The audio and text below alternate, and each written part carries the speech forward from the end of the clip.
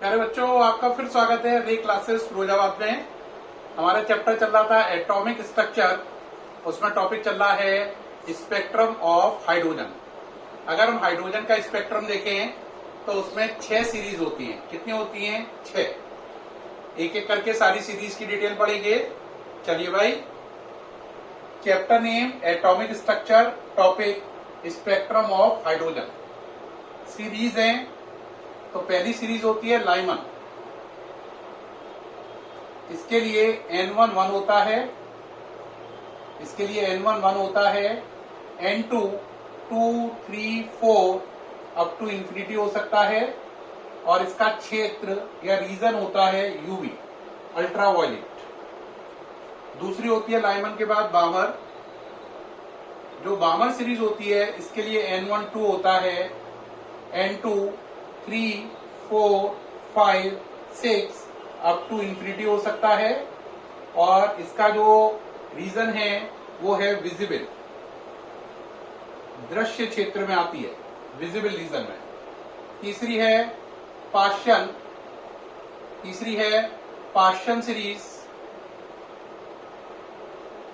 इसके लिए N1 3 होता है, N2 जो होता है वो होता है 4 5 6 7 and so on up to infinity, और इसका रीजन है इंफ्रारेड।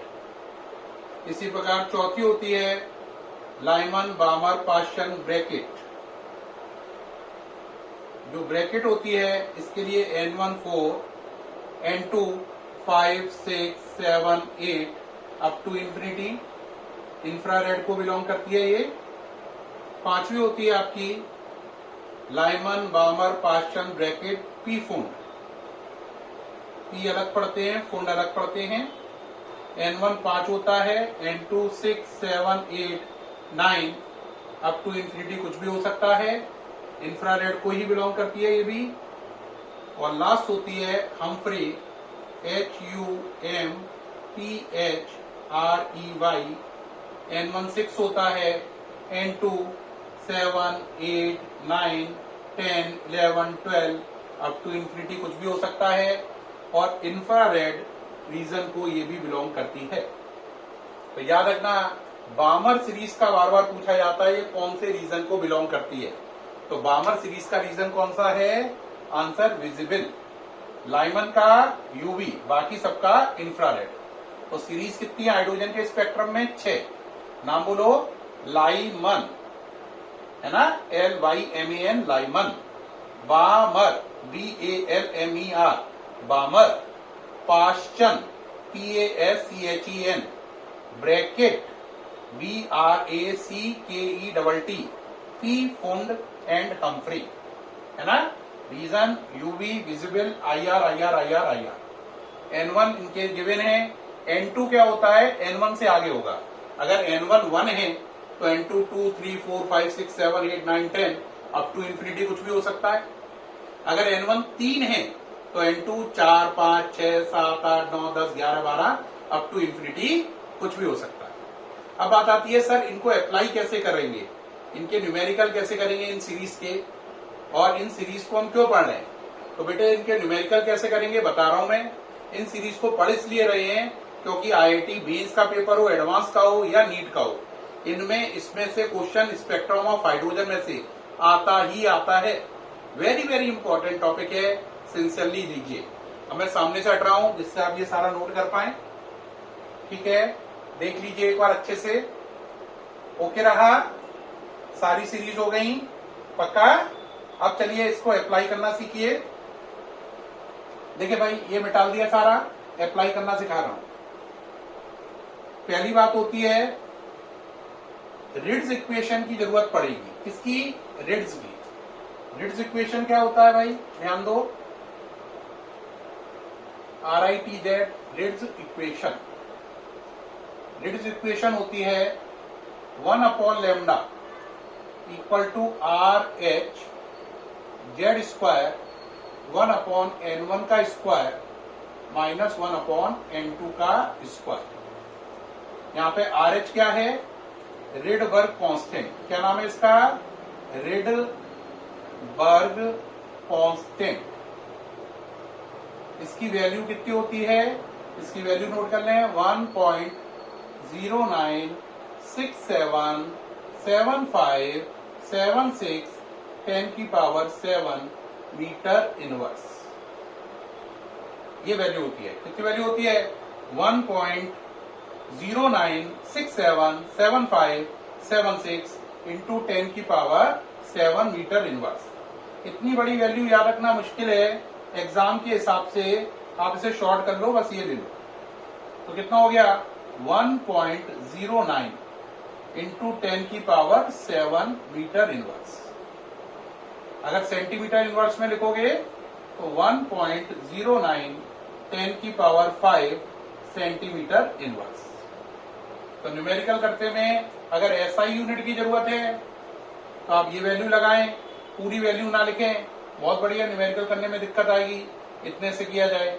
और अगर सीजीएस यूनिट लगानी है तो आप लगाएं 1.09 10⁵ सेंटीमीटर इनवर्स। ठीक है बेटा, ये तो रेडबर्ग कांस्टेंट हो गया।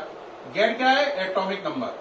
अगर आप हाइड्रोजन की बात कर रहे हैं, है ना, तो जेड कितना हो गया 1।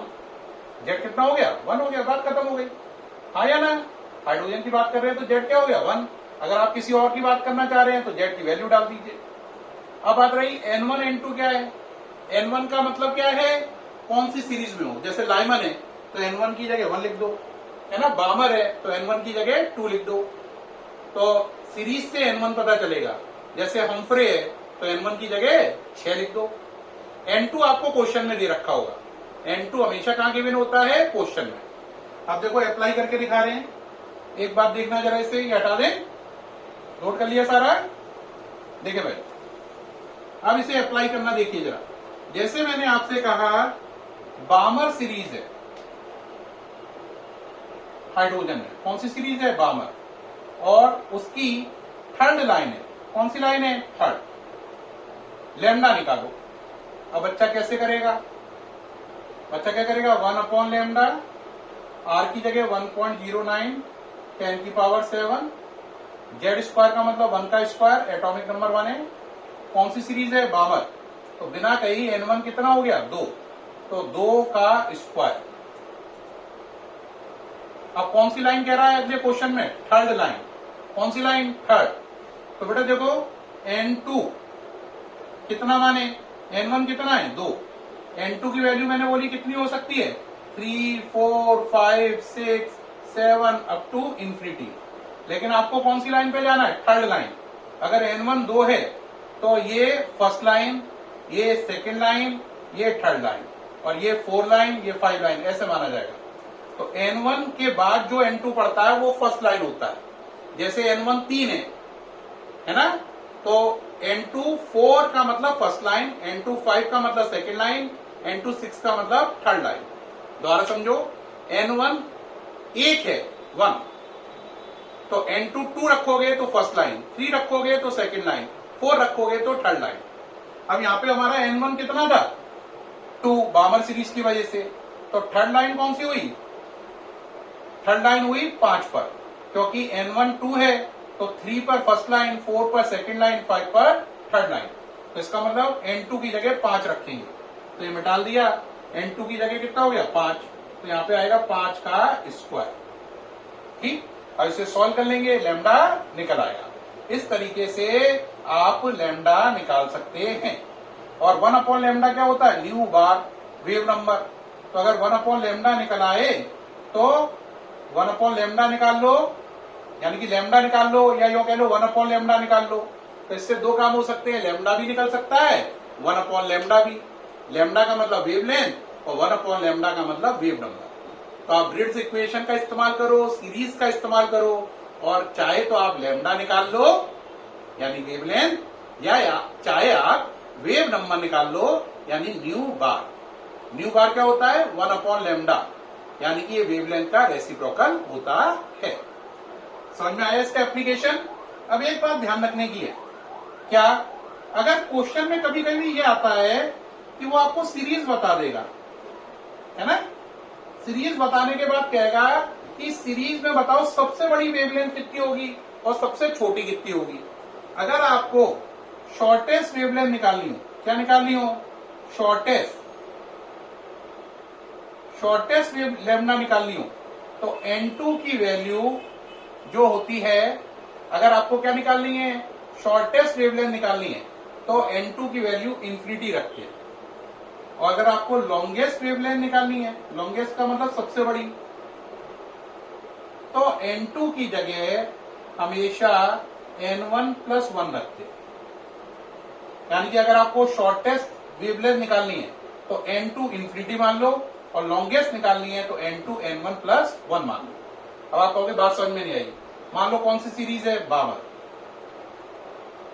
अब बामर में मैंने कहा शॉर्टेस्ट निकालो, क्या निकालो, शॉर्टेस्ट। तो N1 कितना हो गया, 2 बामर है तो शॉर्टेस्ट निकालनी है ना, तो N2 कितना मान लोगे, इंफिनिटी। तो आंसर शॉर्टेस्ट का आ जाएगा बामर में। अभी टीचर कहे बामर में शॉर्टेस्ट नहीं, लॉन्गेस्ट निकालो, तो N1 की जगह 2 और N2 की जगह 2 प्लस 1 यानी कि 3 रख दो। ऐसा करोगे तो बामर सीरीज की क्या आ जाएगी, शॉर्टेस्ट, और ऐसा करोगे तो इसकी क्या आ जाएगी, लॉन्गेस्ट। क्या आ जाएगी इसकी, लॉन्गेस्ट। बात समझ में आई या नहीं आई, इससे निकल आएगा। यानी अगर आपको शॉर्टेस्ट वेवलेंथ निकालने को कहा जा रहा है तो N2 की जगह आपको इंफिनिटी रखना है, और लॉन्गेस्ट निकालना है तो N2 की जगह आपको N1 प्लस 1 लेना है। मान लो हम्फ्रे सीरीज है तो N1 कितना हो गया, 6। अब आपको मैं कहूं हम्फ्रे सीरीज में शॉर्टेस्ट, तो N1 6, N2 इंफिनिटी। अभी मैं कहूं हम्फ्रे सीरीज में बेटा लॉन्गेस्ट निकालो, तो N1 की जगह 6 और N2 की जगह 7, 6 प्लस 1 वैल्यू रख देंगे, लॉन्गेस्ट निकल आएगी। तो ये शॉर्टेस्ट और लॉन्गेस्ट वेवलेंथ निकालने की टेक्निक हुई। अब मैं आपको बताना चाहूंगा, अगर बामर सीरीज में हम ये वैल्यू पुट कर दें, कौन कौन सी, N1 की जगह 2 और N2 की जगह इंफिनिटी, तो वेवलेंथ क्या आएगी, शॉर्टेस्ट। और वो जो शॉर्टेस्ट वेवलेंथ आएगी N2 इंफिनिटी रखने पर, वो आएगी 91.175 नैनोमीटर। और लॉन्गेस्ट जब आप करोगे ये वैल्यू रख के 2 और 3, तो आंसर आएगा 121.57 नैनोमीटर। तो ये 91 आएगा, ये 121 आएगा, है ना। और बाकी जितने भी आंसर होंगे वो लॉन्गेस्ट और शॉर्टेस्ट के बीच में ही आएंगे। यानी कोई भी आंसर ऐसा नहीं होगा जो 121.57 से बड़ा हो, और कोई भी ऐसा नहीं होगा जो इससे छोटा हो। N1 2 रख के N2 3 4 5 6 7 8 9 10 रखते जाओ, आंसर इसके और इसके बीच में आएगा। ये सबसे बड़ा आंसर है, ये सबसे छोटा आंसर है, और बाकी सब आंसर N2 की कोई भी वैल्यू रखने पर इससे छोटे आएंगे और इससे हमेशा बड़े आएंगे। इनके बीच में ही लाई करेंगे। हाँ या ना, सही है नहीं? तो पूरी बात समझ में आ गई? क्या समझ में आया? अगर मैं आपसे कहूं कि लॉन्गेस्ट निकालो वेवलेंथ, है ना, तो आपको क्या रखना है, N2 equal to N1 plus 1, और शॉर्टेस्ट निकालनी है तो N2 की जगह इंफिनिटी रखना है। और सीरीज से N1 पता चलता है, लाइमन है तो N1 1, बामर है तो N1 2, है ना। और अगर पाश्चन है तो N1 3, ब्रैकेट है तो 4, पीफुंड है तो 5, और हम्फ्रे है तो N1 6 होगा। ठीक है प्यारे बच्चों, इस तरीके से आप वेव नंबर इस फॉर्मूले से या लेमडा को कैलकुलेट कर सकते हैं। क्या पूरी बात समझ में आई? तो स्पेक्ट्रम ऑफ हाइड्रोजन पूरा मैंने समझा दिया है, आपके सामने भी लिखा हुआ है। उम्मीद है इस वीडियो से आपको हाइड्रोजन स्पेक्ट्रम और उसकी 6 सीरीज समझ में आई होंगी, स्टार्टिंग फ्रॉम लाइमन, एंड कहाँ होता है, हम्फ्रे पर। सारी सीरीज समझ में आ गई, Lyman, Balmer, Paschen, Brackett, Pfund and Humphreys. ये वीडियो कैसा लगा? उम्मीद है बहुत अच्छा लगा होगा। फिर भी कोई अगर शिकायत या सुझाव हो तो जरूर बताएं। अगर बहुत बहुत बहुत अच्छा लगा हो तो प्लीज कॉम्प्लीमेंट करें, उत्साहवर्धन करें। धन्यवाद।